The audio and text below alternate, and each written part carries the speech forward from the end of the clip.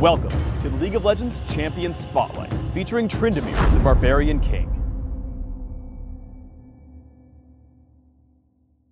Tryndamere is a melee fighter who focuses on dealing huge damage with his basic attacks. This spotlight will focus on his legendary Demon Blade Tryndamere skin. This skin has a different model, animations, voiceover, and particle effects compared to his default look. Tryndamere's passive is Battle Fury. Tryndamere's attacks, critical strikes, and killing blows build fury. As Tryndamere gains fury, his critical strike chance increases. Bloodlust gives Tryndamere bonus damage based on how much health he has. He gains a small amount of damage for being full, but he gains the most benefit at 1 health. Tryndamere may activate Bloodlust to consume all of his fury, healing him based on how much fury was used. Mocking Shout reduces the attack damage of all nearby enemy champions. Enemies that had their backs turned are also slowed for a few seconds. Spinning Slash sends Tryndamere to target location, damaging all enemies along his path. Every time Tryndamere lands a critical strike, the cooldown on Spinning Slash decreases. Undying Rage gives Tryndamere bonus fury and makes him immune to death for a few seconds, holding at 1 health if he were to take fatal damage. This ability can be cast while stunned, silenced, or otherwise incapacitated. As an added note, you typically want to use Bloodlust to heal yourself right as Undying Rage ends to help you survive. I play Tryndamere as a jungler, which allows me to farm without interference and also enables me to gank without my opponents expecting it. Ask a teammate to pull the golems, which allows you to take the camp down without receiving too much damage. Transition to the wraiths, wolves, and then the buff golem, giving it to whichever teammate can best use it. I head over to gank bottom lane. I lead in with Mocking Shout, and then Spinning Slash. We crush Blitzcrank's health and pick up the kill despite Alistar's stuns. I smack Alistar with a critical strike and walk out of turret range.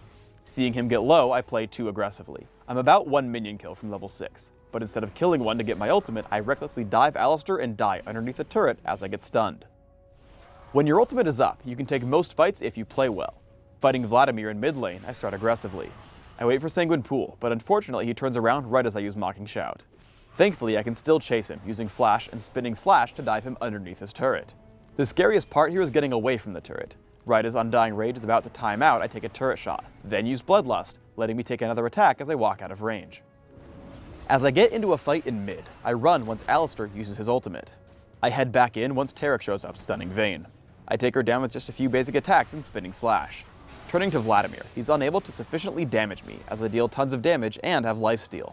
Once he falls, I can easily chase Alistar, who's already used his ultimate.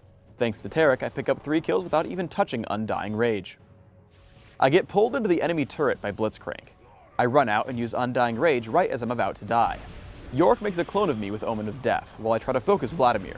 I notice that my clone has taken Blitzcrank to 1 hit, so I get the kill. Vladimir is now unable to out-damage my lifesteal, so I take a second kill without any trouble. I take down the mid turret, but run due to the amount of escapes and stuns on the enemy team. Upon fighting Blitzcrank, I use Undying Rage at the last possible second. After I take him down, I look at the available targets. While Alistar is close by, Vayne is much more important, so I kill her with Spinning Slash and a critical strike.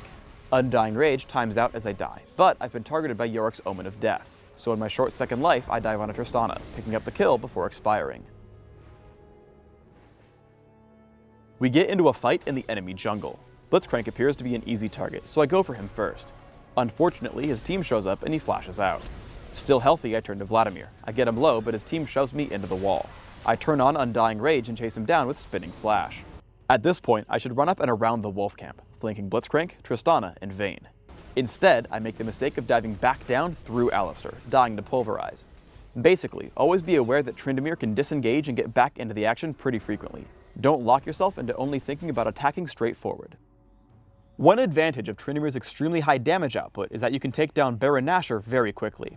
When attempting Baron, always note that he will physically attack the single closest target, so make sure at least one teammate is closer to Baron than you are, otherwise you'll lose half your damage output.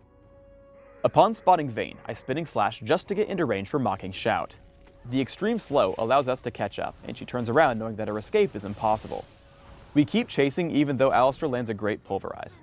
I'm able to tag Tristana with Mocking Shout and chase with Spinning Slash. After the kill, I Spinning Slash out of turret range because it's attacking me. I use Undying Rage at the last possible second, turning to kill Blitzcrank with the help of my team. Thankfully, I get just out of range of Alistar when he tries to jump me. I turn around to kill him with a critical strike before leaving the base. Tryndamere is extremely position reliant. Diving headfirst into Vayne gets me shoved around and makes me use Undying Rage before even dealing any damage. Thankfully, I am able to use Spinning Slash and Flash to take out Tristana, but if I had taken any other angle of attack at the beginning, I'd have survived this fight. I managed to separate Vladimir from the rest of his team and dive relentlessly to pick up the kill. However, I make a huge mistake in using Undying Rage well before I'm about to die. At no point do I actually drop below 1 health during its duration. As a result, Blitzcrank and Tristana clean me up, even though I could have killed at least one of them very easily. The single most important thing to do as Tryndamere is to dodge disruptive tanks. Here I know a teamfight will start, and I use Spinning Slash and Flash to jump over Alistar, heading straight for Vayne. Oracle's Elixir allows me to take her down despite her invisibility. As I chase Vladimir, I note the duration on my ultimate. Hemoplague would certainly have killed me, so I retreat to find another opening. I turn on to Blitzcrank and kill him quickly. For runes, I take attack speed marks, flat armor seals, attack speed glyphs, and armor penetration quintessences. This setup allows me great jungle control, and builds my Fury Bar rapidly with attack speed. My masteries are 2109, focusing on all the physical damage modifiers on offense, and taking increased neutral buff duration and utility. I take Smite and Flash for jungle speed and maneuverability in battle. I max Bloodlust right away for healing and damage output. I take Spinning Slash at level 2 and leave it there, focusing on Mocking Shout to heavily debuff my opponents throughout the mid-game. For items, I open with a Vampiric Scepter. I take Berserker's Greaves and Yomu's Ghostblade as my first major investments. From there, I head up to Infinity Edge for massive damage output. After that, I max out my critical strike chance with Cloak and Dagger and an Elixir of Agility. My final items are Bloodthirster and Black Cleaver for endgame damage and sustenance. Thanks for tuning in to the Tryndamere Champion Spotlight. Please subscribe to the Riot Games YouTube channel up top and leave us your comments down below.